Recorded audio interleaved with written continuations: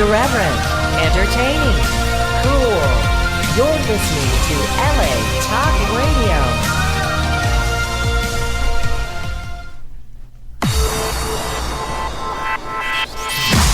You're listening to Reza Rifts with Keith Reza and Allan Lee, right here on LA Talk Radio.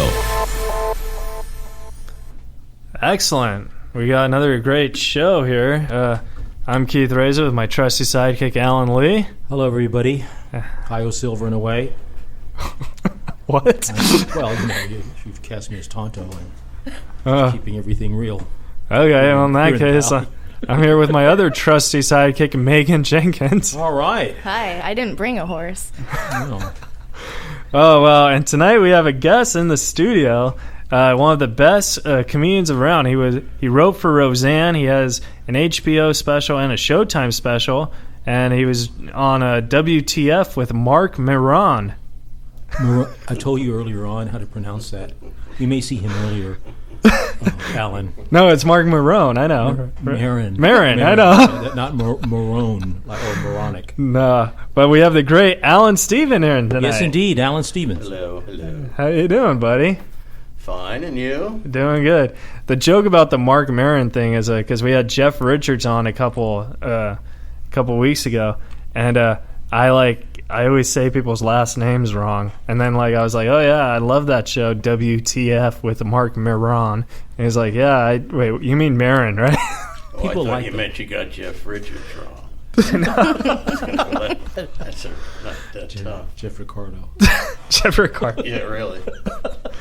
So Allan, what's going on, man? You been doing the road a lot? No, I don't do the road. You don't? Nope. Didn't you just do the Laugh Factory? Yeah, I'll do that. Yeah. But that's not the road. That's Vegas. That's the road for me. 6-hour drive. No, I just shoot in and out. I have family there, and I like Harry. Yeah. I was hanging with Dice, I think, one time. So. Oh, you were there with Dice? Yeah. Yeah. I did the early shows. He did the late shows. Fantastic. Oh. Wow. Is he a cool guy? Yes. Yeah. Very nice man. He's a nice man. I've never met him. Just like Howard Stern, what you see is different than what... Well, he's not that far different, but he's just not as amped up or as dicey in person. Really? Mm-hmm. Because I was watching this interview with Dice, because I've been trying to get him on this show.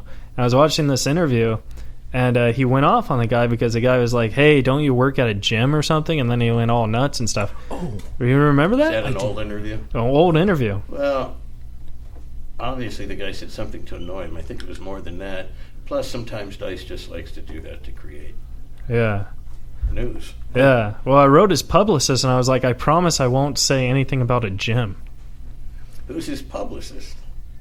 Why don't you just ask him? Wait, what are you saying? I think your volume is down. You think my volume's voice? down? Yeah, just Or Alan? Can you hear me? Yeah, we can hear Can Alan. you hear Allan? Can Can you you hear hear it? me? I can hear Alan, it. Allan? Can you hear I'm me? Alan. Yeah. All right, that's better. I hear you fine. Can you hear me now? I Yeah, can. yeah, Can yeah. you can we all hear each other? I can. It was Who's just ever a tuning little in now is quiet. going, what Was it just Sorry to am I interrupt. listening to? was it just me? Strange Twilight Zone episode. No, they're Wait. giving me these signals don't ask that. I was Well, like, what was I asking? That she said, our partner. Yeah, I just wanted the volume up a little bit. Oh. That's how ladies are. They like it up. All right. Well, Alan, I don't know where they came from. I don't even have anything to say to that. By Allan. Alan, didn't you have Trying a to be question funny. for Mr. Stephan? Well, it's funny. Since you mentioned Dice, I remember a small little thing that Dice was having a little feud with. It was for heaven's sakes, Kinnison. Remember they were going Dice back and and Sam forth. are having a feud? Yeah, that's what. Tell me. Hard to believe. Okay, well, we'll delete that. Those two have a feud with everybody. Yeah. Dice is really a nice guy. Yeah, it was kind of a fun thing. Well, Sam was a jealous idiot. Really? Really? Yeah. Well, I love Sam. Yeah, he thought first off, they're night and day. I would think so, yes. And, Sam always thinks everybody's in his arena stealing from him, but not the case. Yeah. I'm on Dice's side in that battle. There you go. Well, you heard it right here. Boy, you guys are current on the news. So, Guy's dead 25 years. just another little piece of trivia. Pop culture, you guys, huh? No, Cutting edge. That's actually a great segue into one of Into more your dead private. people? Yeah. You was, used to write for Roseanne. She's still alive. Yeah, she is still alive. Yeah. Yes, But I was on that show for a few years, and the last year in an executive capacity, but it was fun. yeah. She's a great lady, and I know her, 30-some years. Yeah. Wow. She just unfollowed me on Twitter. It really hurt my feelings. What'd you say? well, here's the thing. Here's what happened. My trusty co-host Megan tweeted Roseanne about doing the show, and Roseanne responded, "Yes, send me 3 questions." So then Megan texts me, and she's like, "Ask Roseanne 3 questions." And I was like, "Well, should I private message her since we follow each other?" And Megan's like, "No, she said it on Twitter. Do it on public." So I was like, "Okay." So, you know how, I don't know if you know what Twitter is, but Twitter...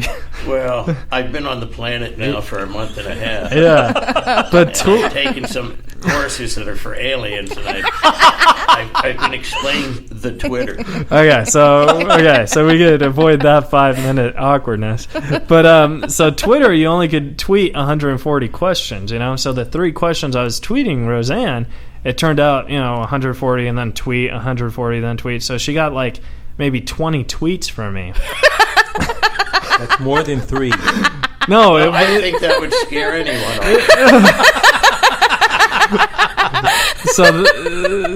You got to remember, even now she's a huge star. Yeah. And at some point it becomes stalkish. Yeah, So imagine somebody that doesn't know you that's sitting there going, what is this guy's problem? And around the 19th time, she's got to go, you know what, I'm not doing this. No, so here's what happened. Yeah, block it.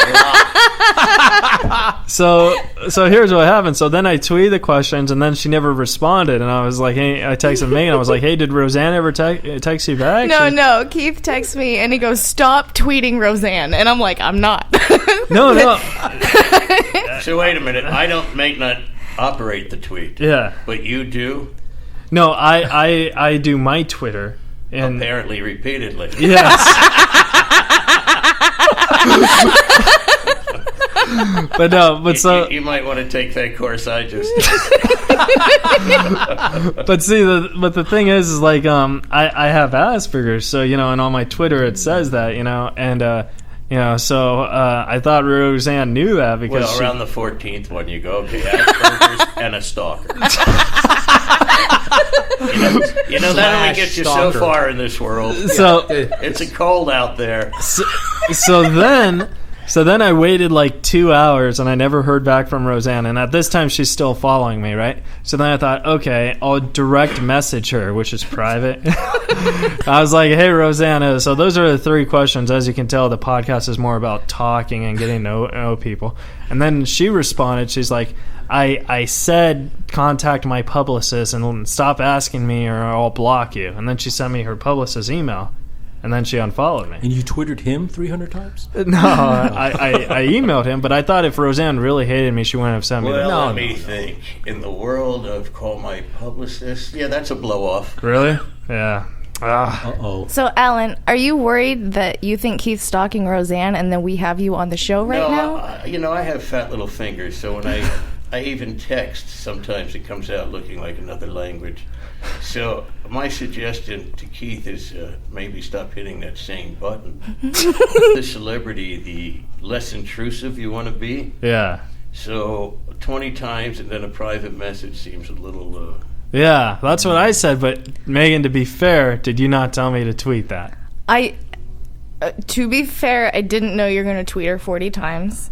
I thought you were going to tweet 3 questions because I tagged your name in it, so I thought she would know it was you. Sent? Oh, no, because each one got resent because there's only 140 characters. So my questions were, like, longer than 140 questions. Like, one question I said, because, like, I opened up for Tom Arnold. I was like, hey, are you and Tom Arnold still on good terms?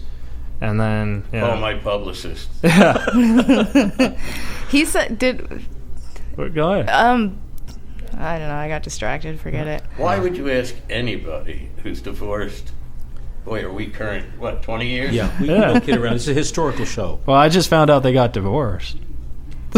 Oh, man. No, but no. So I didn't. I mean, like, I could see where, but Meghan was like, "Hey, tweet her." I was like, "I'd rather just DM her," but she said tweet her, so I did. So, like, to be fair, yes, it was my fault, but it was also 50% my new co-host's fault. I wouldn't say 50%. It sounds like she was doing her job. I suggested I got her tweet to. her. Yeah. I don't know. You were tagged in it, so I thought she knew that you would be. It just made sense because I told her you were the host, so I thought it would. I don't know. Maybe I shouldn't have favorited and retweeted every question you. Yeah, maybe. She started it, and then I finished it. I had no part of this. Yeah, Mr. Lee did not have I it. don't get involved. So what other celebrities have you stalked for this show? Stalked for the show? Oh, I haven't stalked anyone. I don't know where Roseanne lives. But, I mean, we're looking at John Cusack. Who's stalking him? Yeah. I mean, I'm stalking him. Really? she's stalking Yes, him. Yeah. That I've was been before making the show. collages. Oh no, this is serious. Yeah, I know. Yeah. That's what I'm saying. I don't think that has anything to do with the Well, show. I'm a huge John Cusack fan, but I am, yeah. I think she has other things in mind than you do. Yeah, she obviously does. Yeah, I but, got a like, sleeping bag in the back Yeah. of my car. Yeah, there you go. But see, like John Cusack, a lot of people don't know about John Cusack is he does karate or like kickboxing, and I find that subject Well, very. next time I'm in the alley with him, I won't challenge him. Well, that's current too. Back issues of Us from 1990. Oh my god! So back in 1990, did you know that Darlene was gonna be gay? Did you know? Were there any signs? Like, did she bring any women to the set or? Oh, in real life? Yeah. Well, and I can't Darlene's think of a her real character. name. I know, but I can't think of her real name. Sarah Gilbert? Thank you. Yes. What was your question? I think the question is, did you know that she was going to like the ladies? Yeah. Well, I think it was a mixed bag, and tell you the truth, all I was concerned about was how good she was, and she always delivered. Yeah, she was You know, really if you talented. keep up with everybody's nonsense there. You know, besides the stars, there's a crew, and you live together. It's like a family. So, of course, you hear everybody's nonsense, but you put it aside. It's like working in a restaurant. You ever do that? You know, everybody's business. Yeah. You know what I mean? And then, you know, they're 9 years, so you get on each other's nerves. Somebody misquotes something, but it's, you know, all in the day's work. How many writers were like on each season? 4,000. 4,000? That's a No, lot. some shows can do it. She had 26, 26 per season? which is a lot. Wow. I think, you know, a lot of shows, you know, a network show, you got to remember you're turning out, at least in my day, 24 to 26 shows a year. Mm-hmm. And you had to have a real rating. You know, what a top show rated today is a 3 or a 4. We used to get 19s into the 20s, or we were thrown off the air. So the business has changed that way, Yeah. you know. Well, I think because there's a lot more shows and a lot more stations now than they were back then. A lot of competition, less Yeah. quality. Yeah, that's a good strategy of what I was gonna say. Because like I think Roseanne was like a great show. Groundbreaking. Yeah, and like nowadays I can't even think of a show that really sticks in your head. I mean, I think the last Well, one. they're there, but you got to look to them because it's either on Netflix or Hulu. If you're talking network, I don't think there are any network shows. Yeah. You know, Chuck Lorre, I don't know. Every now and then, you know, Mom is trying to be, you know, tackle today's subjects. Even that Carmichael show is trying. Even though, you know, the real reason that's on the air is David Alan Grier and the one playing his wife. Yeah. You know, like with Raymond, you know, you're tuning in for the parents. Yeah. But they're all trying to be controversial and tackle issues. And also just the language on network TV. I think Seinfeld or I was the first to bleep a sitcom. And then we used to push the envelope all the time and get in trouble for it. And I just saw a commercial for something on MTV. I just thought it was disgusting the other day. And I'm no prude. Right. It's just that now it's all shock, no content. Yeah, I agree. I don't like watching 16 and Pregnant either. Sorry, someone got there first. Damn, I had my eye on that little 16-year-old. No, I guess that's an MTV show, but no. MTV used to make such beautiful videos. I remember Richard Bells, I think, starred in the first video. A Pat Benatar video might have been the first or second one or something like that. But now you tune in and it's like everything but a music video, unless it's 4 a.m. Yeah. I mean, just nonsense. That's true, yeah. But then again, what do I know? One time I had a pitch at Oxygen, and I had hired the lady who I was pitching to. I had used her uncle on Arliss. His name's escaping me now. Really talented, funny man. And so I had something in common. We're talking, and they had just put on a show at the time called Bad Girls Club. Mm-hmm. And I made the mistake of going, what an annoying show. That one heavyset girl should be taken out and choked and beaten with a wet rag. And she goes, oh, you mean the one that gets 20,000 letters a week? Or maybe she shouldn't. So there goes selling the show I was there for. I have to change the subject for 2 seconds because I got a tweet from the person who's sponsoring this episode, and I forgot to mention it. But this episode of Reza Rifts with the great Allan Stephan is being sponsored by a stand-up magazine. So you could get the order of stand-up magazine on a standupmagazine.net. And this month's cover has Theo Vaughn on it. And all right, back to Allan Stephan. Very good. You're going to plug a little more than that. No, we're going to plug it away during the whole show. I've seen standup.net. Yeah, but standupmagazine. On the pop culture. Yeah. He actually wanted me to ask you if you want to do the magazine. And I said, do I have to do it new? No. Back in the 70s, they asked me to do, I think Elaine Boozler had a friend that did play girl. Uh-huh. And I was very flattered, but I didn't see how that would help my comedy career. And there was no need to be laughed at. I like to be laughed with. So I passed on that. But sure, I'll do stand-up. There you go. Not only do we plug it, but you hooked me without any stalking. C is publicist. Oh, man. So, Mr. Lee, didn't you have some Comedy Store questions? Oh, it's ancient history, and so I feel that. Yeah. When you talk, I feel like a shrink in a gorilla. It's just such a soft voice. I'm waiting for him to go. I appreciate that. And then they beat you. And then they really hurt you. I see where the problem is. Oh my! Wow, what a voice! Wow. You're such. He's a historical.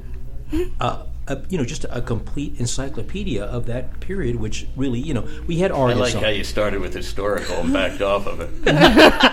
Well, Argus, let me tell you about Argus. We love Argus. We started at the same time, but his mind for the past, he'll give you dates and times and tell you what color shirt everybody had on. Exactly. That's what he did here. He did that. Incredible mind. He was telling us how, Richard Pryor used to have the Thursday show every December and sold it out. And then I was like, oh, did this happen every week? He's like, oh, it happened about once a month. And then I was like, so it started in December? And he remembered every single date. I was like, well, when he was getting ready to do a concert, he would come in every night. Yeah. And that would go on for 3 or 4 months. And what he'd do is he'd come in with no material. And they'd all be going, Richard, do this, do that. And he goes, did it already.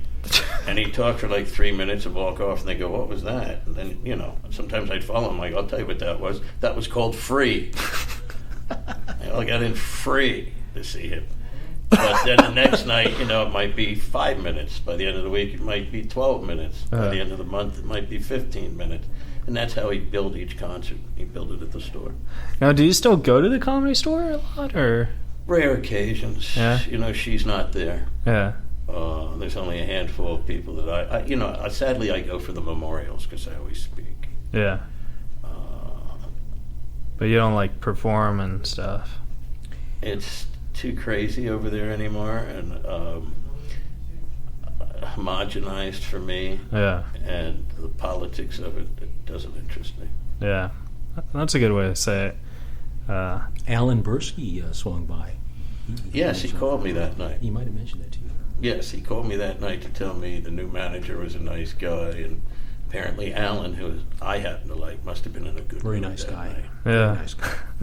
Yeah, Adam Egid is a great guy. We love Adam. You worked with him at the Ventura Comedy Club. He was there Ida. before it was like, he might have been there before Mitzi even had it, when Sammy had it.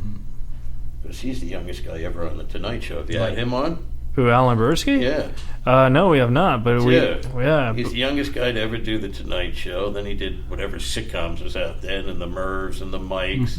And then his best friend was Freddie Prinze. Yeah, that's what I did. And then he becomes a top agent, a top manager. He's worth talking to. Yeah, well, I did the... I didn't know Him that you part. can stalk.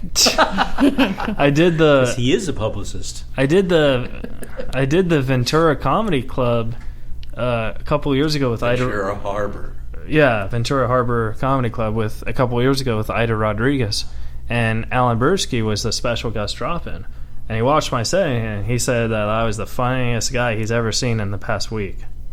So I was like, oh, okay. Like, I didn't know who he was. He's like, I'm coming back into stand-up now. Listen, for Alan to do that, he must have thought you were funny. Yeah. He's not a compliment guy. Really? Yeah. Yeah. So it was like, because he said he was just now getting back into it. He said he does cruise ships and stuff. And then he's like, yeah, I was the youngest guy to be on The Tonight Show. And then I thought, oh, and then when he said he was Freddie Prinze's best friend, I was like, oh, he must have been one of those guys that, because Freddie Prinze is a comic who killed himself. I think he was gone by 23. Yeah. So he accomplished movies, a hit sitcom, and was a headliner in Vegas, played the White House. That's right. 23, I think. The White House. Played the White House? You didn't tell me that. Everything you can do, Freddie Prinze did in a very short time. Oh, I thought we were talking about Alan Bursky. Well, Alan has quite a career, too. No. We were all at Freddie's funeral. It's the first celebrity funeral I've ever attended. Yeah. That was... that must have been terrible because, like, I always see him on the, like, YouTube and stuff, and he was just so funny and stuff. And then, like, he has a son called Freddie Prinze Jr. Did you know that? Well, that's what you would call a son. So, yeah. Who's married to a celebrity and is a producer and actor. Yeah, but see, like, I don't want to get Freddie Prinze Jr. on the show because I'd ask him questions about Freddie Prinze. Well, he wouldn't know any except what he knows from his mother and people like Alan Bursky. Yeah. Because he was a baby. Yeah, that's what I heard. Yeah. And then, like, at the Comedy Store, I also heard that during the strike, there was a comic that had killed himself that you were there for, that he jumped off the bridge or something. I believe my buddy Mitchell Walters was there, and as he looked out the window, he said, "Alan, I think it's raining cats and comics." That's what yeah. So tell us the story. What happened? Well, there was a strike, which is a very long story. Yeah. But there was a cat named Steve Lebekin, and he was part of a team, then he wasn't, then he was.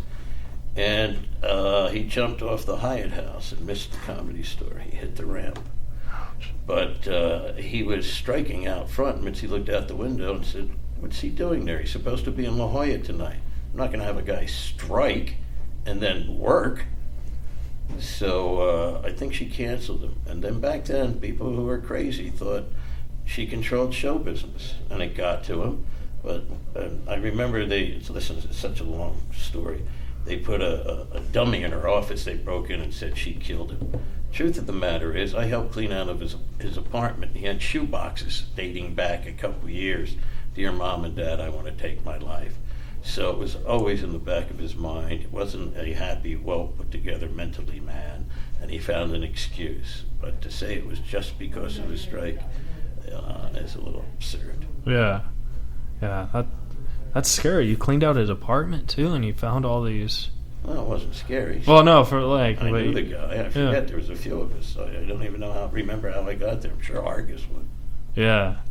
And then, it's weird because, like, a lot of... Sure used to get on the roof of the store and pee down on the comics. Did he really? We've heard that. You've heard that.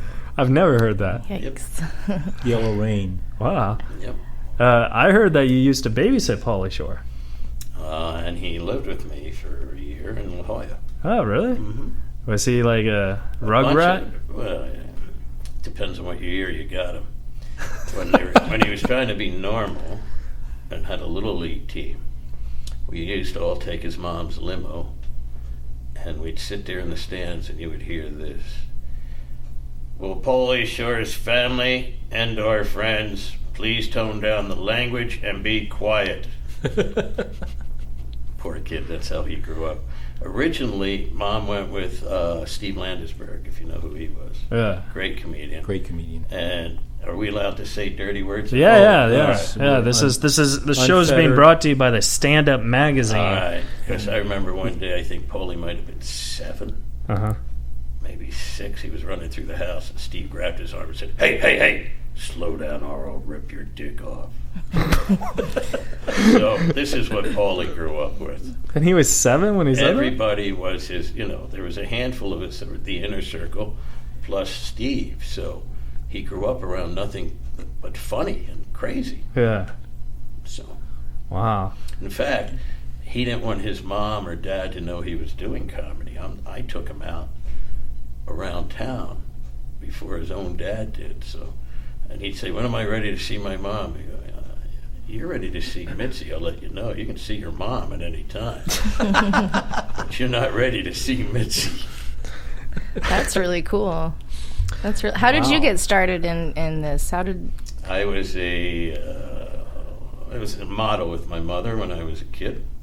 And then around 9 or 10, she said, want to do TV commercials, and I did that till about 13, 14.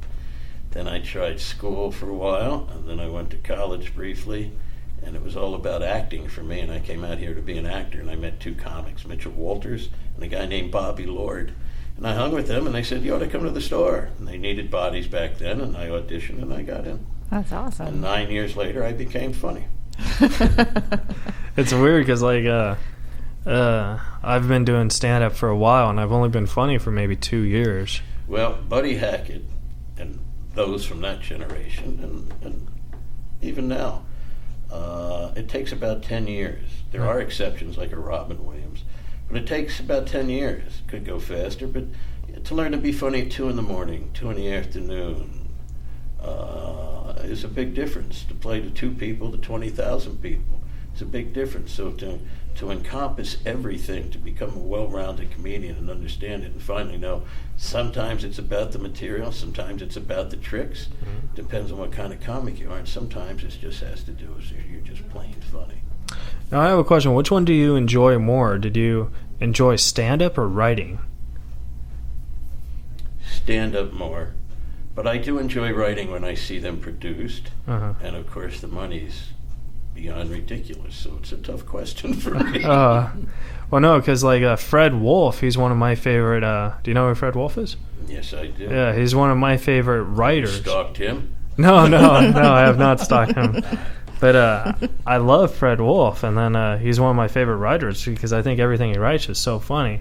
But I've never seen a stand-up, and I hear he was a great stand-up. I don't remember. Yeah. Everybody has their taste in stand-up. I remember, and I know this fellow has a few books out, and I could see his face.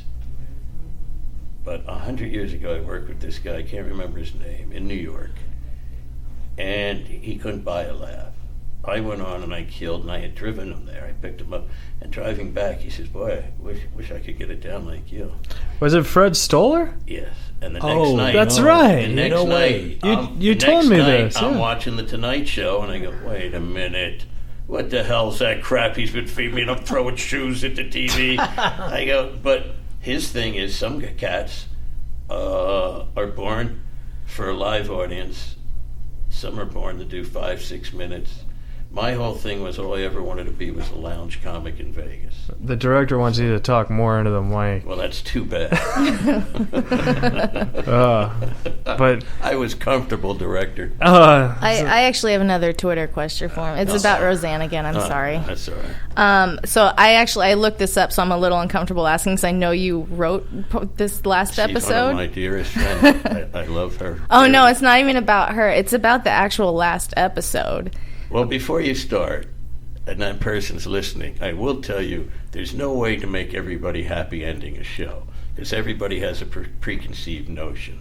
We got beat up pretty good. However, a few years later, we still are considered one of the top 10 two-part endings ever. That was good. But I'll take that question now. It was just, how did you feel about it? How did you feel about the last episode? The very last half hour, I felt great about because I wrote it. And I thought, how do I put this? I thought the message that was given was terrific if somebody's really listening. And the weirdest part is she said to me, I just want something to say at the end, maybe on the screen. And I had a saying in my pocket by T.J. Elliott or whoever, I forget. And I had it in there for 15, 16 years. I mean, it was unfolding it would crumble. And that's the saying that went up on the screen. Wow. And I think it's a positive message. Also, we didn't go out on a ha-ha-ha because people realized John Goodman had died. John Goodman, I mean Dan Connor. And what you saw might necessarily not been the way these characters really were, because people are flawed. So I dare anybody to watch it now and not cry, because the end will tear your guts out. And I thought, what an interesting way to go, because in the tears, maybe they'll hear the message. With the laughter, that's all they'll remember. So I felt pretty good about it. That's good. That's great. Cool. Was there a lot of conflict at the writers' table about it at all, or? Well, nobody wants to end a series. What Roseanne and I did is we didn't want anybody to know, including the people around us, because when you're on those things, you don't know who's on the National Enquirer's take. So, I believe she was staying at the Beverly Hills Hotel, and I took a tape recorder over there. And everything you hear her talking about when she's sitting at the desk was recorded in her hotel room. Oh, that's really cool. Then what we did is on the set, she sat at the desk, and I had a stopwatch, and she went and silently looked around and was thinking, because you heard her thoughts. And we didn't play the thoughts, but we had it already recorded. And then she'd do it for 2 minutes, and I'd say cut, and she'd do it for 3 minutes, then 4 minutes, then 5 minutes, because we didn't know exactly what we were going to use. And then we put it in to whichever one we decided time-wise. That's really interesting. Yeah. That's very cool. So not everybody really knew how it was ending, because I'm sure everybody would have listened. The powers that be had a different way they wanted that whole year to go. Oh, that was great. They did not want her to win the lottery. And in the beginning, everybody hated it, but I believe some colleges now teach it as a course. Oh, really? And her goal was to just show what happens when people who think it's all about money get that money. And it really doesn't change your problems. That's very true. So I think we managed to do that in a comedic way. Like there's one where Dan Goodman's away. And one of the reasons we did this is for some reason John had a deal the last year where he didn't have to do a bunch of episodes. So what do? So we had him go have an affair because he had his mother locked up the first year in a mental institution, which, by the way, Debbie Reynolds played in the 9th year and was hysterical, but it was a dark episode. We had written something else, and she came in and said, my daughter has a better idea. I come and I want to kill my son. Okay. But it was a little dark. But there was an episode where he comes home, and we shot it like a soap opera. So there's little hints along the way. But I don't think anybody ever thought of looking at the show that way. But if you go back and look at it that last year, who wins $300 million and stays in the same house and just redecorates the dump? That's you know what I mean? Very true. Oh, how interesting. So there's little clues along the way that what you're seeing. And then somebody once wrote, well, I hope it's not a dream. Boy, that book was almost. And I'll tell you how brilliant she is. We really didn't know where we were going. She just said she wanted to win the lottery. And nobody wanted to do it. So I said, let's do it. And I argued with the powers that be, and that was that. And it was, she says to me around the 3rd episode, boy, we can't do a dream. They'll kill us. And this is how good her mind works. I think year 2, Alan, in one of the episodes, they built me a room downstairs to write. Dig up that episode. And she flashes back to that, I think. How smart. And brings it all full circle. But that's how her mind works. That's brilliant. That's brilliant. Yeah, that's how her mind works.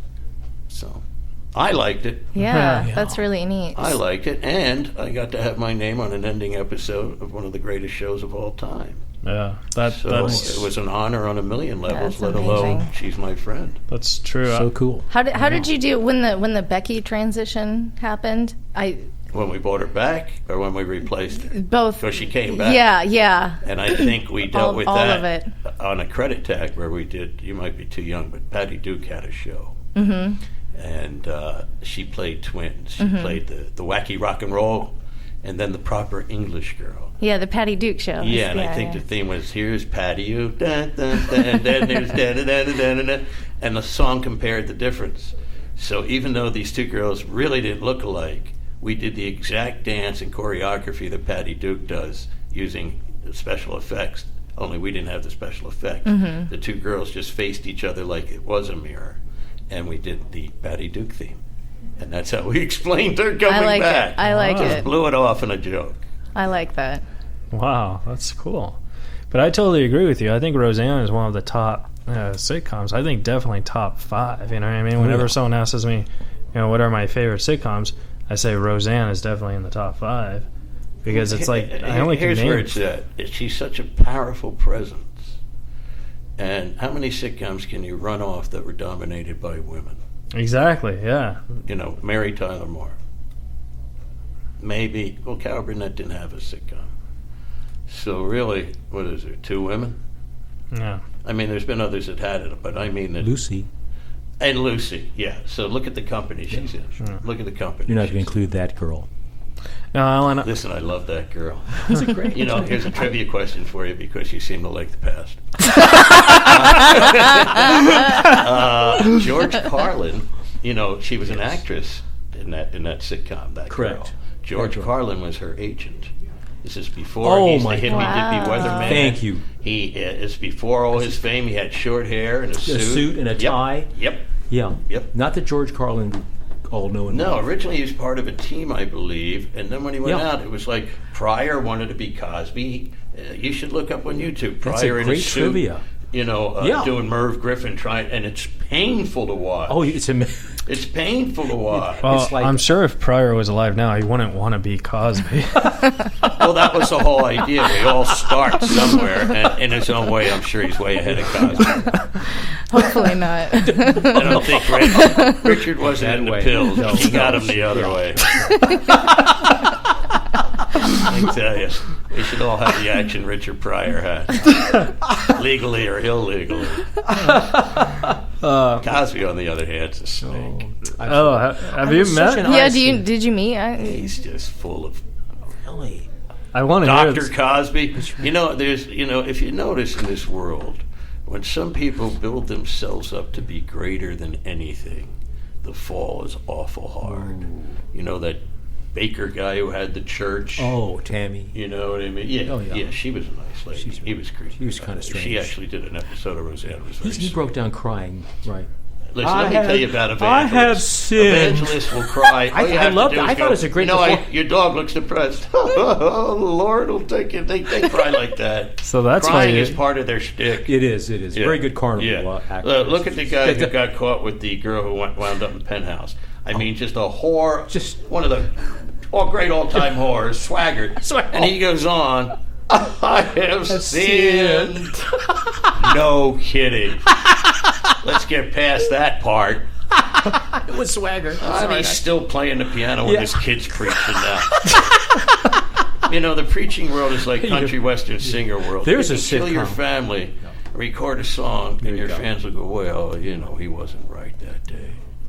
Well, there's a sitcom waiting to happen with preachers crying and breaking down. Well, I'll pitch it after the podcast. Religion's tough to make That's fun of. That's a tough one. Oh, no, it's and a tough one. If they do it in the style of an Entourage or something like that, and really follow a guy, not go for the comedy, but follow the disease of these people that suck the life and last dollar out of, people that just want to believe in something. It's just sad. Listen, anytime you have a desk full of letters and you wave your hands over and you go, all right, you're all blessed. Or give me a call if you want God water or Jesus water or whatever they're selling. I love God water. They're taking it right out of the spigot and going, oh, yeah, put our name on there, put our name on there. It'd be funny if this person was played by Bill Cosby. Yeah. Oh, I was so disappointed. I like how Bill, I don't know if he's frail now or not, but he shows up in court like he hasn't seen anything in 9 years. Like he's Helen Keller. One guy's got his arm leading him. He's dragging his one leg. Yeah, you're 80, but, seriously. Well, I'm a strong believer of you're innocent until you're proven guilty, so I'm pretty sure... Really? Yeah. Well, when almost close to 60 women have the same story and they don't know each other, oh, no. You're guilty. So what I'll go out on a limb here. So J-E, yellow. So what I was... Stretch? Yeah. So what I was going to say... Pill with a little pill. No, what I was going to say is I'm pretty sure of all 70 of the crimes he's been charged with, I'm sure he's only committed 68. I'm sure one or two of them are lying. I don't think they're counting the two that lied. Oh, really? They're all truthful. Is women. his wife still with him? Well, I happen to remember a time in the early 80s, late 80s, early 90s, she was going to leave him. Now, I can't speak for their relationship, but you get used to a lifestyle. Yeah. And even though she'd probably get 50% of the 300, 400, 500 million, sometimes you don't want to rock the boat. But listen, she has to live with it. I feel bad for her. But, some men are just driven that they don't think they're successful unless somebody's, blowing them in the car. They got $1 billion and nothing. That's all great, but they have to constantly be reinsured that way. And I'm sure that's some kind of disease. But, it's one thing to be a womanizer and like that. It's another thing to drug the women. Mm-hmm. Yeah. It's a little strange. First off, you're the first big black television star. Huge. Ever. You win an Emmys. You're popping out records that are getting every kind of award. If you can't get a girl's clothes off, quit. Quit. That's really good advice. Amazing. So obviously he digs them unconscious. Yeah, he likes it. And that's weird. Therein is a sickness that needs help. Yeah, that's because true, if you're a celebrity and can't get laid, get out of the business. Yeah. Psychedelic necrophilia. Psychedelic. Is that what it's The called? new reality show. For a minute there, I thought we were starring Allan Lee. like one of those 70 bands that like we've never heard of, like the Electric Plum. Well, as long as he wears this outfit he's got on, he'll fit in. I was like Alan. It was a thought to I was like Allan Lee was smart on that, man. I'm just looking for shows, ideas, anything. Now, Mr. Stephan, I have a question for you. You threw me with the mister, but go ahead. Oh, no, because, anyways. Only two places you learn to say mister. In the service and prison. But I'll let you keep your secret. Okay. Mr. Allan Stephan, I have a question for you. Do you like sitcoms with a live audience track or without? You mean a phony laugh track? Yeah. Well, no, because there's some sitcoms out there like... No, here's the difference. Yeah. A live one records the live audience and just uses that. Most shows have a phony laugh track or enhance theirs with a phony laugh track. Yeah. Yes, I did not do that. No. I can't say what happened before I was in charge of that at Roseanne. Oh, when I took over, I don't know how it is now, but back then it was just a handful of people that knew how to work this particular laughter instrument. And they did every show, and you'd go in there, and they're bitter and jilted. They do it all day long, and they're sitting there with Punky Brewster going, "Oh God, that's a joke," So they just do this with the button. Somebody comes in, "How you doing?" But you don't know where the jokes are. You got to make them. When I went in there, I actually turned around and said, "What was that?" "Well, we thought there should be laughter." I go, "But there wasn't, so leave it alone." So I did a lot of things that they wouldn't normally do, like the one playing Roseanne's baby in the last few years. I think there's a cold opening where she's talking to the baby, and you never know what they're going to do. And normally they're twins. For some reason, we didn't have a twin. And he's sitting there, and she's talking, and then you got to do it again. The baby starts to fidget a little bit. And this kid's being pretty good, and she takes a carrot stick that's there and she just dips it in chocolate and sticks it in his mouth, and the kid goes, whoa! And when I got the edited version before, it goes to networks or Roseanne, I said, what happened to that shot? Well, we used another one. The baby, I go, the baby did what a baby does, put it back. Mm-hmm.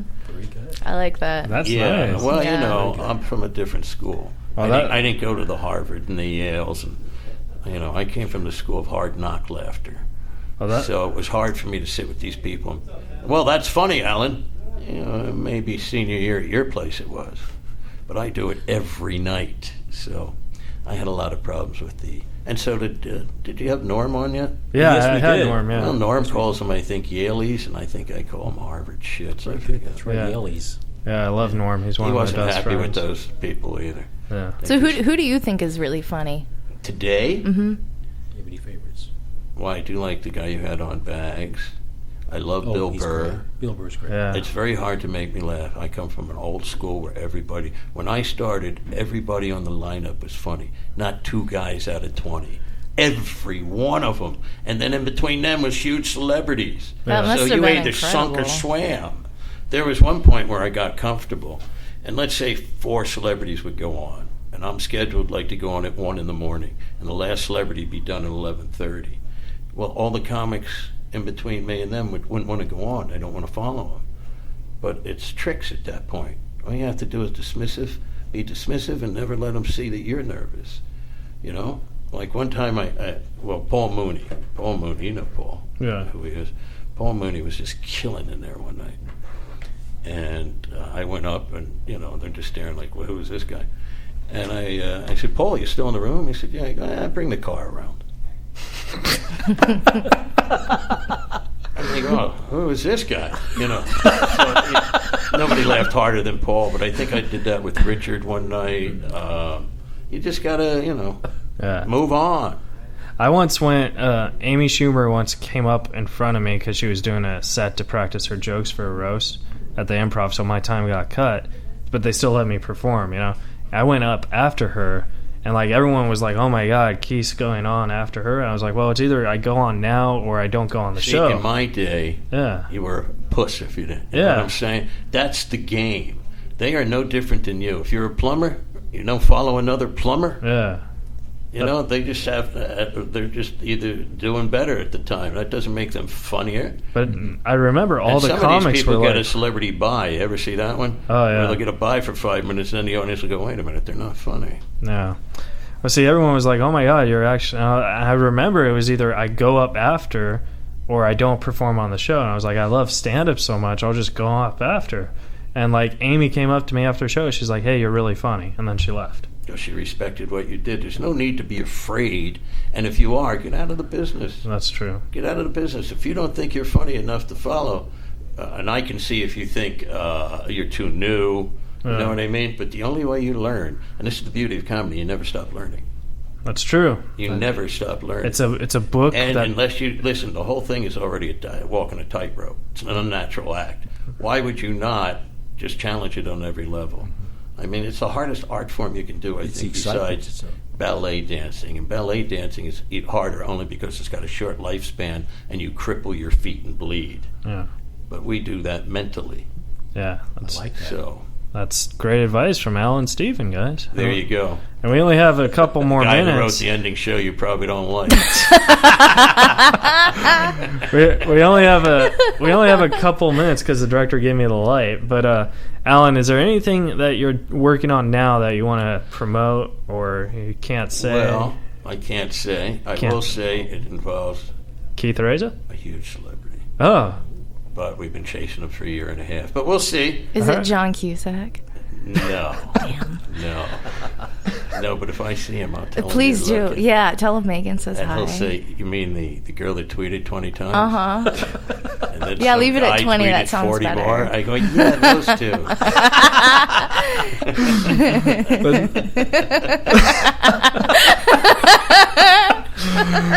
That's a perfect. Scarily accurate. Is there? Do you want people to find you on Facebook or where they could? Well, if they're interested in dating me, they can go to Facebook. Oh, are Or you if they single? Yes. Oh, ladies. There you go. He's very handsome. I'll take some glamour shots later and post them for you.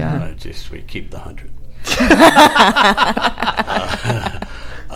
Or if you want to give me a job or just say hi, I am on Facebook. All right. I do enjoy that. Allan Stephan, and he's my friend on Facebook. He's my friend. Thank you. You're and not you my come friend. pitch me your show. Yeah, we're going to do it. I'm going to talk to you. I don't want to say it on the airwaves because I don't want someone to take it. No. Well, But we'll talk privately after the show. oh, okay. Yeah, because it's a great it's a great idea. In the psychedelic green room. Yeah. No, I think you'll like the idea. Your voice is just. Who's the guy Stern always has on from Star Trek? He's got a fantastic Shatner? voice. No, Shatner. You're not Shatner, Alan. He was one of the guys on there. Stuttering John. Gay man. I can't think of his name. Oh, George Takei. Oh, Your voice and his voice appreciate together. that. Oh my God, would that's be funny. like I a hear late it. night jazz. Yes. And now, Yes. stunning sounds of Absolutely. psychedelic. You just have a great voice. Bobby Slayton said Alan has a late night radio voice. That's what I just said. Only smooth jazz. And by the way, I love that man. Oh, Bobby Slayton. Oh, my yeah. God. We had a blast. There's a guy. He was on the show. You know, see, to me, there's funny, and it's been funny.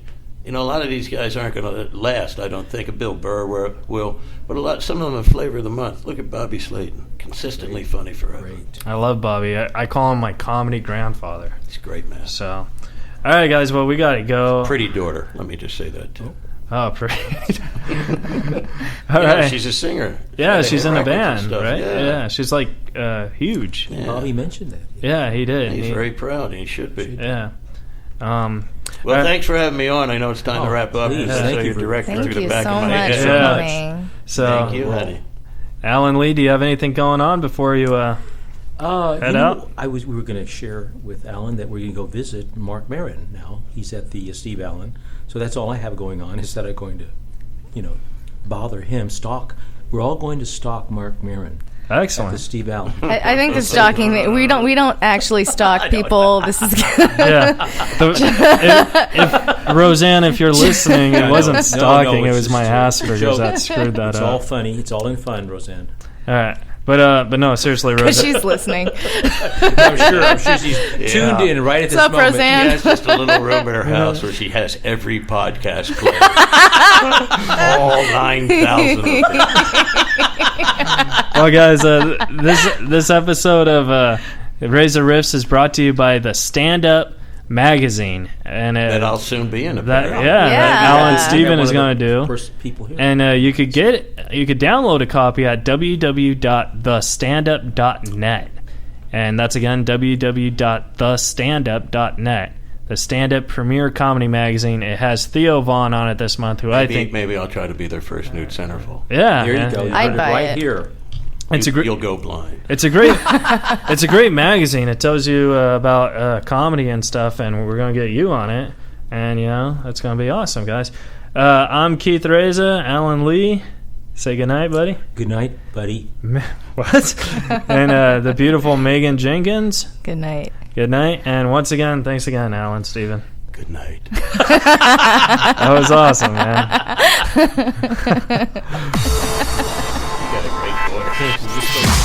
You're listening to Reza Rifts with Keith Reza and Alan Lee right here on LA Talk Radio.